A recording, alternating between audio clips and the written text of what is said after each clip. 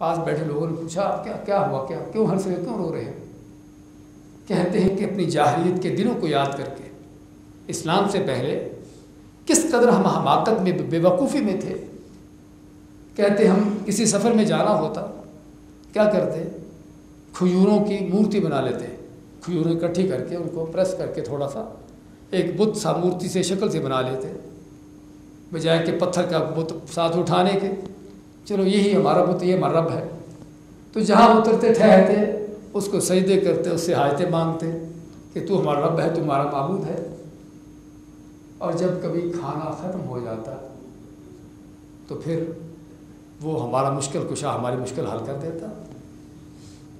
کیا کرتے، اسی کو اٹھا کر کھا جاتے۔ تو کہتے ہیں میں اپنی اس جاہلیت، اس بے وقوفی پر ہنسا بھی اور رویا بھی کہ کس قدر حماقت میں تھے ہم، کس قدر جہالت میں تھے کہ آدمی اگر دین نہ بھی ہو، علم نہ بھی ہو، کم از کم اپنی عقل سے کام لے کہ اپنے خود ہی ہاتھوں سے کھجوروں کو پریس کر کے وہ ایک شکل بنا لی، مورتی بنا لی، بھی یہ رب بن گیا ہے، یہ مشکل کشا بن گیا ہے، اور پھر جب کھانا ختم ہو گیا تو وہ اسی کو اٹھا کر کھا لیا۔ تو یعنی شرک دیکھا جائے تو کتنی بڑی جہالت اور کتنی بڑی حماقت ہے۔ بات کر رہا تھا کہ رسول کریم صلی اللہ علیہ وسلم نے ان جاہلوں کو، ان احمقوں کو، ان حماقتوں سے نکال کر کہاں پہنچایا؟ انسانیت کا عالم بردار بنا دیا۔ دنیا کے سب سے بڑے دانشور، سب سے بڑے عقل مند، سب سے بڑے سیاستدان عمر فاروق، انہی کی بات چل رہی ہے کہ آج تک اسلامی انسانی تاریخ میں ان سے بہتر کسی کی حکومت نہیں ہوئی، ان سے بہتر کوئی حکمران نہیں آیا۔ ان حماقتوں سے نکال کر اس مقام تک کس چیز نے پہنچایا؟ رسول کریم صلی اللہ علیہ وسلم کی تربیت ہے۔ تو بات کر رہے تھے کہ اللہ تعالیٰ فرماتا ہے کہ جب تم دیکھو کہ اللہ کا دین غالب ہو گیا ہے، فتح حاصل ہو گئی اور لوگ فوج در فوج دین میں داخل ہو رہے، اتنا بڑا انقلاب پیدا کر دیا کہ کہاں اسلام پہلے دبا ہوا تھا، مکہ کے گھروں میں چھپا ہوا تھا، اور کہاں پہلے کوئی اسلام لاتے ہوئے ڈر ڈر کر، خوف زدہ ہو کر اسلام قبول کرتا تھا کہ پتہ نہیں کیا ہوگا، اب پورے قبیلے اور قوم اسلام میں داخل ہو رہے ہیں، اتنا بڑا انقلاب۔ ہاں اس پر تو بہت بڑا جشن منانا چاہیے تھا، بہت خوشی منانا چاہیے تھی، لیکن اللہ کیا فرماتا ہے کہ اس موقع پر کیا کرنے کی ضرورت ہے؟ فسبح بحمد ربک، اس موقع پر اللہ کا شکر ادا کرنے کی ضرورت ہے۔ فسبح بحمد ربک، اپنے رب کی تعریفیں بیان کرو، اس کی تسبیح کے ساتھ، یعنی اس کی حمد و ثنا بیان کرو، اس کا شکر ادا کرو کہ جس اللہ نے تم سے یہ کام لیا، کسی اور سے نہیں لیا، اللہ کسی اور سے لے سکتا تھا، اللہ نے تم سے یہ کام لیا، تمہیں اس کام کے لیے چنا اور تم کو توفیق دی، تمہیں وسائل مہیا کیے، اور حتیٰ کہ تم اتنا بڑا کام کرنے پر قادر ہو سکے، اتنا بڑا کام تم نے کر لیا۔ اس سے معلوم کیا ہوا بھائیو؟ اگرچہ یہ خطاب تو نبی کریم صلی اللہ علیہ وسلم کو ہے، لیکن یہ صورت قیامت تک کے مسلمان لوگوں کے لیے ہے، ہم پڑھ رہے ہیں، یعنی کہ صرف اس کے معنی الفاظ آپ صلی اللہ علیہ وسلم کے ساتھ آزاد کی حد تک ختم ہو گئے، بلکہ رہتی دنیا کے لیے سبق ہے کہ اگر کائنات کے امام، نبیوں کے سردار رسول کریم صلی اللہ علیہ وسلم آپ نے اتنا بڑا کام کر دیا، اتنا بڑا کام کرنے کے بعد بھی اللہ فرماتا ہے کہ اس پر اس میں تمہارا کوئی کمال نہیں ہے، بلکہ پتہ ہونا چاہیے کہ سب اللہ کی طرف سے ہے، اس کے چناؤ سے ہے جس نے تم کو چنا، اس کی توفیق سے ہے جس نے تم کو توفیق دی، اور اس کی مدد سے ہے کہ جس سے یہ کام ہوا، ورنہ نہ ہوتا۔ تو سبق ہے رہتی امت کے لیے کہ اللہ کے دین کے لیے، اللہ کے دین کے رستے پر چلتے ہوئے کتنا بڑا بھی کام کیوں نہ کر لے، یہ اللہ کا انعام ہے، اللہ کا احسان ہے۔ وَلَكِنَّ اللَّهَ يَمُنُّ عَلَيْكُمْ أَنْ هَدَاكُمْ لِلْإِيمَانِ، اللہ نے بدو دیہاتیوں کو جو بیچارے آئے تھے کہ ہم مسلمان ہو کے ہم نے تمہارے اوپر بڑا احسان کر دیا ہے کہ لوگ تم سے جنگیں کرتے ہیں، لڑتے ہیں، ہم لڑتے نہیں تم سے، اللہ مانتا ہے وَلَكِنَّ اللَّهَ يَمُنُّ عَلَيْكُمْ أَنْ هَدَاكُمْ لِلْإِيمَانِ، لیکن اللہ تعالیٰ نے تم پر احسان کیا ہے کہ جو تم کو ایمان کی ہدایت دی ہے، ورنہ اللہ ہدایت نہ دیتا۔ ابو جہل کون تھا؟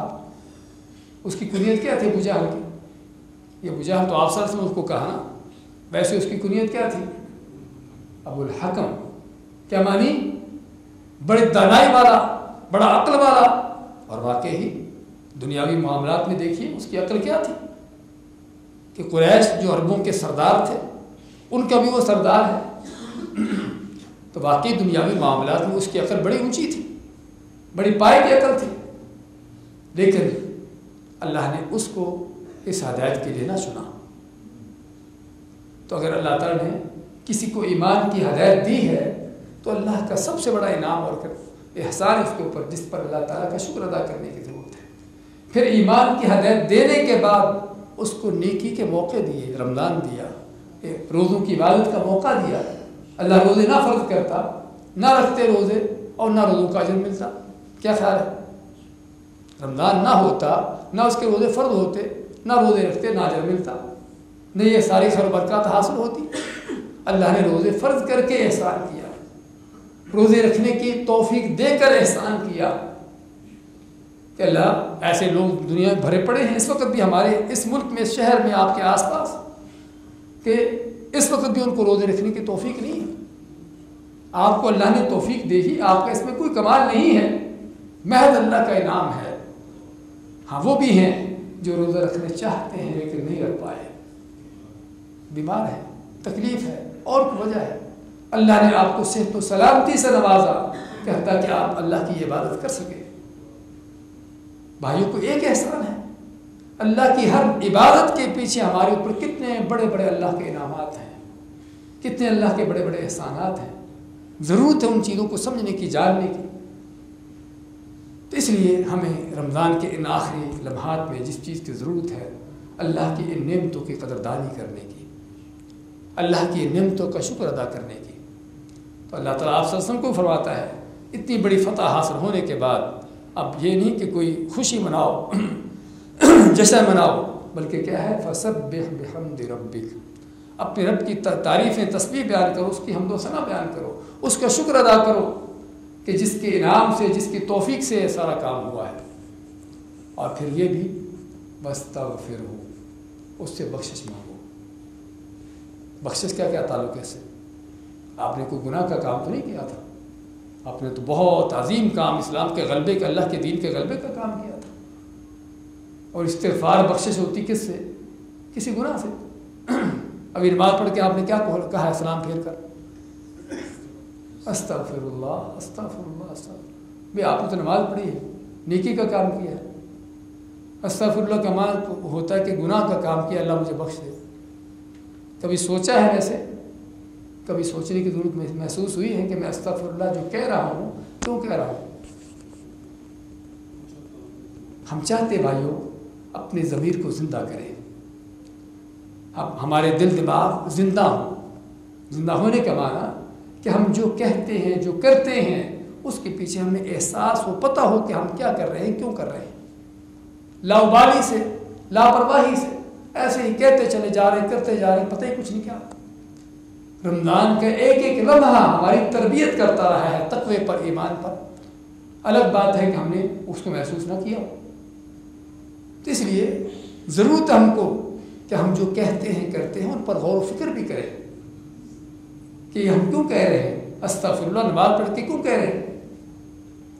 کہ اللہ نماز تو پڑھی ہے، تیرے حکم تو بجا لائے ہیں، لیکن اس میں کیا کیا غلطیاں ہیں، کیا کیا کوتاہیاں ہیں، کمیاں ہیں کہ تیرا حق ادا نہیں ہوا اس میں. اس لیے استغفر اللہ کہنے کا معنی کہ اللہ جو غلطیاں کوتاہیاں ان کو معاف کر دے.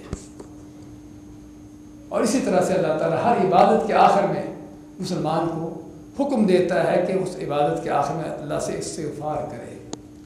ایک تو تاکہ اس کے دل میں کہیں گھمنڈ غرور پیدا نہ ہو جائے کہ میں نے بڑا کام کر دیا.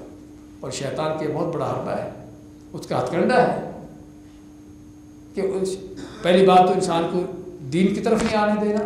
دین کی طرف آ گیا، کسی گمراہ دین پر ڈال دیا، گمراہ دین سے بچ گیا تو اس کو اس کے اندر ریاکاری، دکھلاوا پیدا کر دیا، نیکی سے سستی، غفلت پیدا کر دی.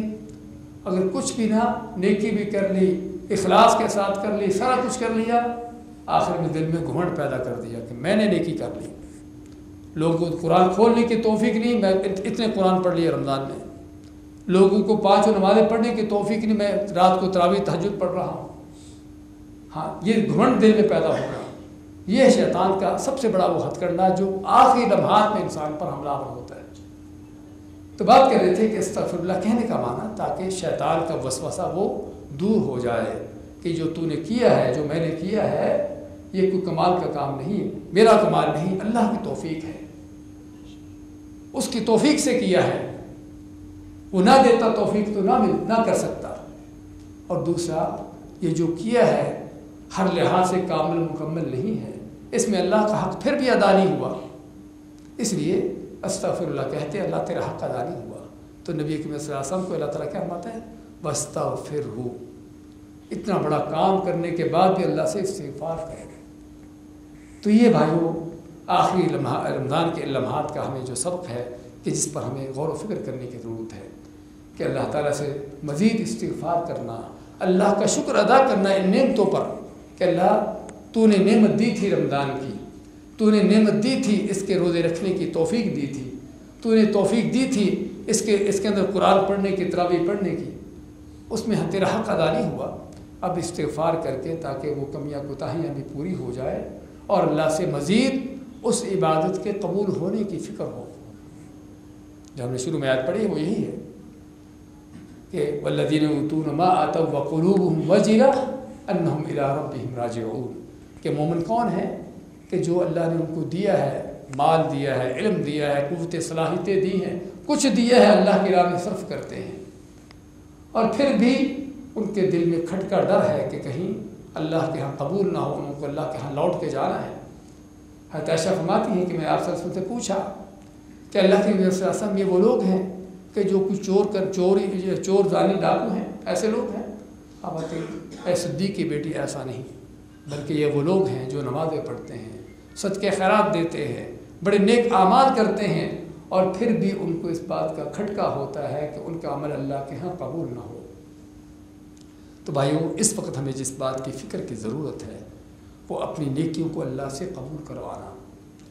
صحابہ اکرام رمضان گزرنے کے 6 ماہ بعد تک اس کے قبول ہونے کی دعائیں کیا کرتے تھے۔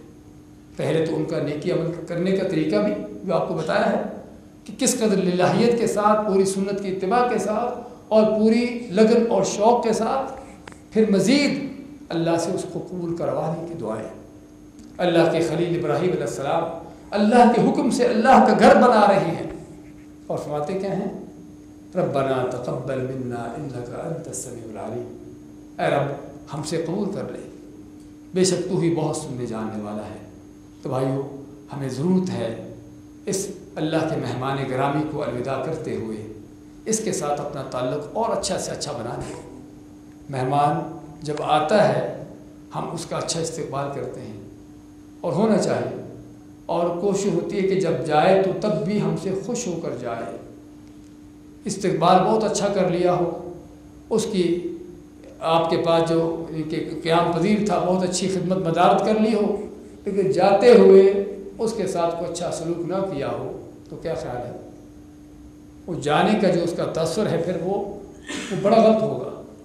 اس لیے اللہ کے اس مہمان کو رخصت کرتے ہوئے بھی ضرورت ہے کہ اس کے ساتھ عزت و تکریم کرنے کی، اس کے ساتھ وہ حق اس کا ادا کرنے کی جو ہونا چاہیے، کہ تاکہ کل یہ رمضان، کل یہ روزہ، کل یہ پڑھا ہوا ہمارا قرآن اللہ کے ہاں ہماری سفارش کر سکے۔ نبی صلی اللہ علیہ وسلم کا فرمان ہے القرآن والصیام یشفعان للعبد یوم القیامہ، کہ قرآن بھی اور روزہ بھی قیامت کے دن بندے کی سفارش کرے گے، اور سفارش وہی کرتا ہے کہ جس کے ساتھ آپ کا کوئی اچھا تعلق ہو، دوستی ہو، محبت ہو، آپ کی عزت کرتا ہو، وہی آپ کی سفارش کرے گا۔ کہ جس کے ساتھ آپ کا رویہ اچھا رہا ہو، اور جس کے ساتھ بدتمیزیاں کی ہوں، گستاخیاں کی ہوں، اس کی نافرمانیاں کی ہوں اور اس کی خلاف ورزیاں کی ہوں، ظاہر بات ہے ایسا شخص تو سفارش نہیں کرتا۔ تو آج ہمیں اس موقع پر یہ بھی ضرورت ہے دیکھنے کی کہ ہمارا رمضان سے تعلق کیسا رہا ہے، رمضان کے شب و روز ہم نے کس طرح گزارے ہیں، کیا واقعی اللہ کے یہ مہمان ہم سے خوش ہو کے جا رہا ہے؟ قرآن سے ہمارا تعلق کیسا ہے کہ واقعی قرآن کے ساتھ ایسی دوستی لگا رکھی ہے کہ جو کل قیامت کے دن ہماری سفارش کرے. تو بھائیو ان آخری لمحات میں جس بات کی اپنے آپ کو بھی اور آپ بھائیوں کو بھی تنبیہ کرنا چاہتا ہوں یہ ہے کہ ہمیں ضرورت ہے مزید اللہ کی طرف پلٹنے کی، لوٹنے کی، توبہ استغفار کرنے کی، اور رمضان کے ان آخری لمحات میں اپنے عمل کا جائزہ لینے کی. اس میں اگر کوئی خلل تھا، کمزوری تھی، تو اللہ سے معافی طلب کرنے کی، توبہ طائب ہونے کی، اور اس کی قبولیت کے لیے دعا کرنے کی، اور مزید اللہ تعالیٰ سے ان اعمال پر جاری ساری رہنے کی دعا کرنے کی. نیکی کرنا ہی صرف مقصد نہیں جب تک اس نیکی پر استقامت نہ ہو. اس لیے سورۃ العصر کی چوتھی شرط کیا ہے؟ سورۃ العصر میں اللہ نے جو نقصان خسائر سے بچنے کی 4 شرطیں رکھی ہیں. پہلی ایمان ہے، توحید ہے، عقیدہ ہے. دوسرا کیا ہے؟ نیک عمل ہے کتاب و سنت کے مطابق. تیسرا کیا ہے؟ اس نیکی ایمان کی دوسروں کو دعوت دینا. چوتھی کیا ہے؟ صبر. صبر کیا ہے؟ استقامت. چلتے رہنا، چھوڑنا نہیں ہے. جب تک جان باقی ہے، جب تک سانس باقی ہے، چلتے رہنا ہے اس پر. کیونکہ اللہ کے دین عبادت کا یہ وظیفہ یا عمل کوئی کسی خاص مہینے کا نام نہیں ہے، کسی خاص دن کا کام نہیں ہے. یہ زندگی بھر کا وظیفہ ہے.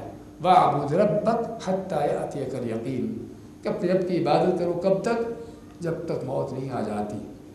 ان لمحات میں، ان آخری اوقات میں ہمیں جس چیز کی ضرورت ہے اللہ سے استقامت کی دعا کہ اللہ جن نیکیوں کی تم نے توفیق دی تھی ان نیکیوں پر جاری ساری رہنے کی بھی توفیق دے. رمضان کا مقصد یہ ہے نیکیوں پر آپ کی ریہرسل کروانا، نیکیوں پر چلانا، برائیوں سے آپ کو بچانے کے لیے آپ کی تربیت کرنا. پورا مہینہ 30 دن اللہ تیری عبادات پر چلے ہیں، برائیوں سے بچے ہیں. اب باقی زندگی بھی انہی نیکیوں پر چلاتا رہے اور برائیوں سے بچاتا رہے. یہ ہے بھائیوں ایمان. یہ ہے وہ تقویٰ جو روزے کا سبق ہے. یہ ہے وہ اصل مسلمان کی زندگی کا مقصد. تو اللہ تعالیٰ سے اس دین پر، ان اطاعتوں پر استقامت کی دعا بھی کیجیے. کہیں یہ نہ ہو کہ آج کا دن مسجد کے ساتھ ہمارا آخری دن ہو. کیا خیال ہے؟ میں اس لیے بات کر رہا ہوں کیونکہ بعض ہمارے بھائی ہوتے ہیں ایسے کہ رمضان کا آخری دن، اس کے بعد مسجد کے ساتھ کوئی تعلق نہیں. تو یہ تعلق جو اللہ نے قائم کروایا ہے اس لیے کروایا ہے کہ تاکہ زندگی پر جاری رہے، یہ مسجدیں آباد رہیں، نمازوں کی پابندی رہے، قرآن سے ہدایت حاصل کرتے رہیں. یہ بھائیوں جو اسلام کا اصل مقصد ہے، جو اسلام بندے سے چاہتا ہے. اللہ سے دعا ہے کہ اللہ تعالی ہمارے اعمال بھی قبول فرمائے اور ان اعمال پر ہمیں اللہ تعالی ثابت قدمی عطا فرمائے اور ان پر مرتے دم تک جو ہے قائم و دائم رکھے. بارک اللہ فیکم، جزاکم اللہ خیر، وصلی اللہ وسلم علی نبینا محمد.